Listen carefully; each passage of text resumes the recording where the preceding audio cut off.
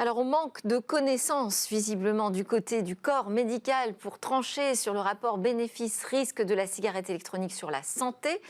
A-t-on suffisamment d'informations sur la question de son impact environnemental?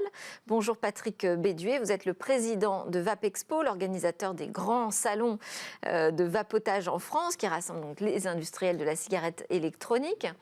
On parle de ce sujet ensemble parce qu'il y a des initiatives, mais déjà, on a peut-être oublié les chiffres de la pollution créée par les cigarettes. Oui. Les mégots, c'était un véritable fléau. Qu'est-ce que ça représente encore aujourd'hui ? Ça représente une très grosse pollution déjà pour les terres, parce que ça met vraiment déjà 12 ans à se dissoudre, on va dire, dans la nature, et ça représente plus de 12 milliards de tonnes dans le monde, là, chaque jour, jetées par terre. C'est vraiment une catastrophe écologique, mais c'est surtout qu'il n'y a pas de moyen derrière de recycler quoi que ce soit.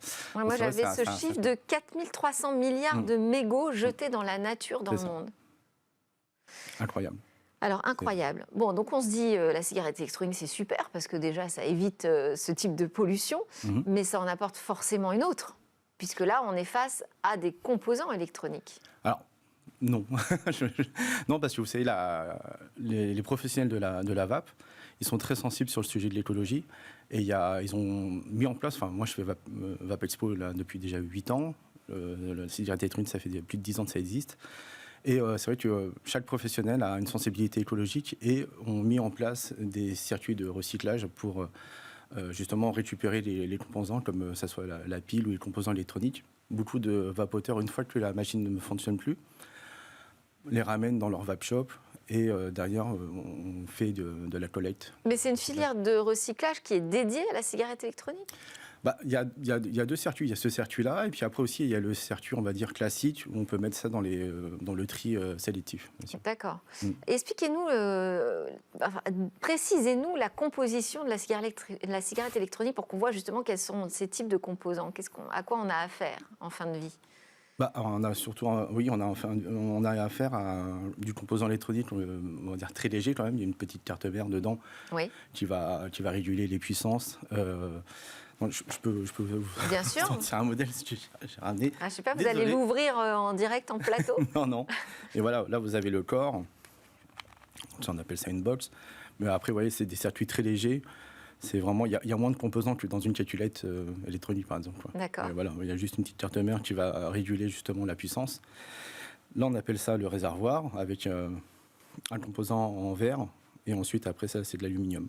D'accord. Ouais. Et donc tout ça, c'est recyclable très facilement. C'est vraiment des produits assez courants à recycler et il n'y a pas trop de... Et alors l'émergence de cette nouvelle mode de la cigarette jetable, électronique jetable. Oui, aussi. Bonne ou mauvaise nouvelle? Du moment que derrière, il y a aussi cet effet de recyclage, évidemment, c'est une bonne nouvelle parce qu'on est toujours conscient du produit qu'on va sortir. Et tout ça, c'est pensé en amont avec les bureaux d'études. Donc on sait que... Par exemple, là, j'en ai ramené une. Ça, c'est une cigarette jetable. Voilà. Donc, c'est vrai que c'est un composant, on va dire, qui n'a rien à voir avec ce que j'ai. Mais une fois que le liquide est terminé, dedans, il y a juste une pile qui est décortiquée et ensuite recyclée. Le plastique va dans le plastique. D'accord. Voilà, donc, vous voulez dire qu'il n'y a pas de composants électroniques comme sur l'autre modèle? Non. Donc là, c'est la question de la pile, aujourd'hui, qui interroge sur son recyclage.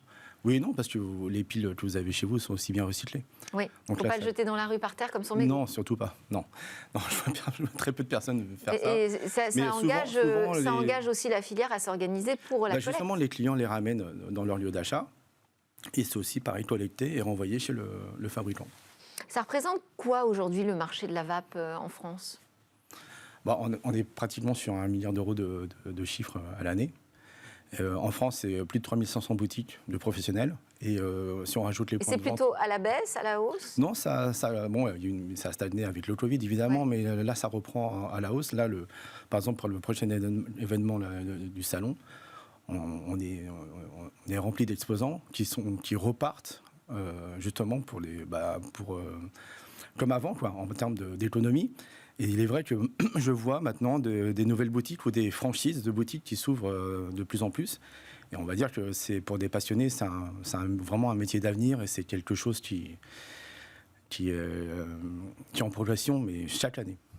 Ouais. Et en nombre de vapoteurs, on sait évaluer le chiffre de vapoteurs, vapoteuses Oui, on a en à peu France. près entre 3 millions 5 ou 4 millions d'utilisateurs quotidiens de la cigarette électronique. Donc c'est une grande consommation quand même en France. Oui, oui. Et tant mieux parce que ça empêche justement les gens de fumer, ça réduit aussi on peut maîtriser notre taux de nicotine, donc ça permet d'avoir un sevrage tabagique, mais vraiment sur le long terme, pour finir à plus rien. Nous, ce qu'on veut, ce qu'on souhaite avec nos clients, c'est qu'ils ne reviennent plus. C'est quand même bizarre de dire ça, mais on veut ceux qui ne reviennent plus jamais parce qu'on veut qu'ils arrêtent aussi la vape et qu'ils soient plus dépendants de la nicotine et tout. Alors on ne va pas débattre ici de la question sanitaire parce qu'elle fait toujours débat et qu'on n'est pas forcément les mieux placés pour en discuter, ni vous ni moi.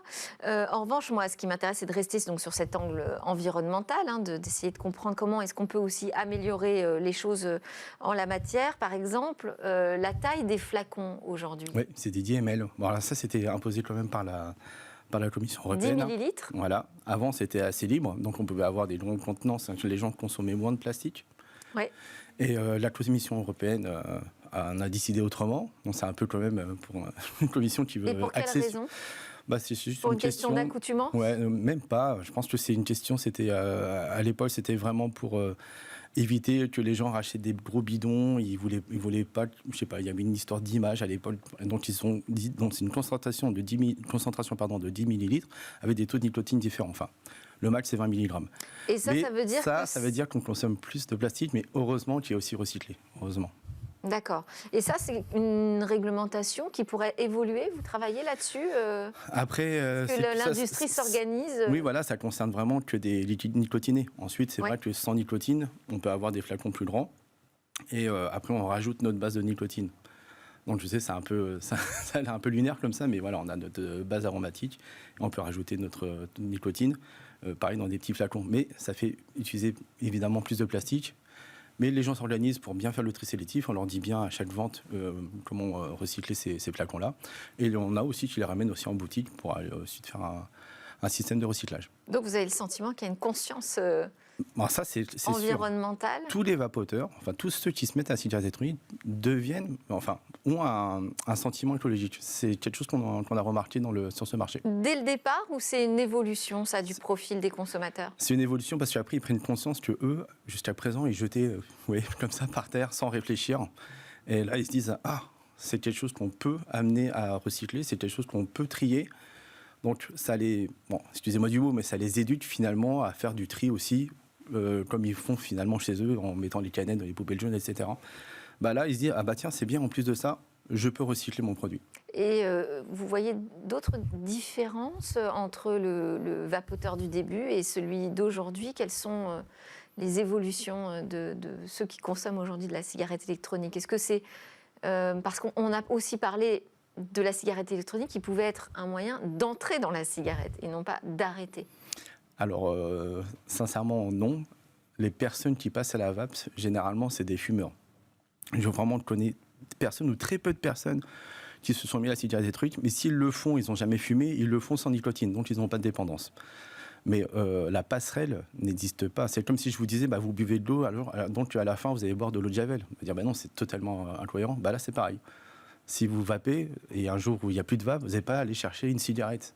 Parce que ça n'a pas le même goût, ça n'a pas du tout le même sens, ça n'a pas la même odeur. Il y a de l'ammoniac, c'est très mauvais. L'apparition de la cigarette jetable, c'est quand même signe qu'il y a une évolution dans le mode de consommation. Nouveau type de consommateur aussi. Ça permet aussi de tester finalement. La cigarette jetable, il y a une expérience qui dit, vous allez chez votre buraliste par exemple, vous achetez un paquet de cigarettes, 2 paquets de cigarettes et une cigarette jetable. Généralement, au bout de 3 semaines, 1 mois, ils achètent 2 cigarettes jetables et un paquet. Donc ça veut dire qu'ils évoluent.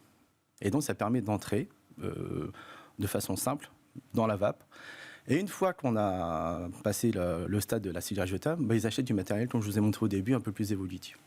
Vous voyez d'autres tendances à venir? Il va y avoir un VAP Expo à la Oui. rentrée. Vous voyez d'autres tendances, des nouveautés qui vont arriver sur ce secteur? Là, il y a beaucoup. Justement sur la question environnementale, il y a des choses qui vont évoluer? Nous, on fait déjà des conférences autour de ça. D'accord. Chaque année, on fait des VAP Expo. La force, c'est qu'on fait des conférences sur la cigarette électronique. Il y a beaucoup de sujets, notamment sur la santé. Un jour, je vous invite à venir. Vous verrez qu'il y a quand même des effets bénéfiques. Avec plaisir. Mais évidemment, il y a une évolution sur toujours le point central du recyclage.